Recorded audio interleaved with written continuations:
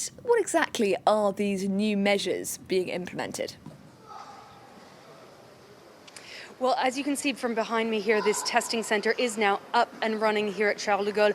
For now, it remains a voluntary exercise, but from Saturday it will be compulsory to take a test if you're arriving from any one of 16 countries that are deemed high risk. That list includes the United States, Algeria, Brazil, India, and Turkey.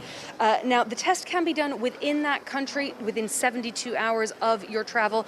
Passengers can then present a medical certificate certifying that they are indeed negative, or it can be taken done at any of these testing centers that have been set up at international air or seaports across France. Now, official guidelines say that passengers must self-isolate while they're waiting for the test results for around 48 hours. Passengers that we spoke to here at Charles de Gaulle who've taken the test this morning say that wasn't made clear to them. Those that test positive will be alerted with a phone call, and they'll have to go into quarantine for at least 14 days. Passengers who have sat next to anyone who was affected will also be alerted so that they can take precautions as well. Again, some confusion among those that we spoke to about just how that is all supposed to go in case of a positive test result, and that's something that may have to be clarified again once these tests become compulsory. The logistical aspect of these tests really something that is causing a possible problem, as well as the fact that tests are not always accurate in the early stages of infection. Keep in mind, general travel between those countries is still not allowed. These rules remain really in place for French citizens or permanent EU residents who are traveling to or live in those countries. And Kate, the travel industry has, of course, been especially hard hit by the pandemic.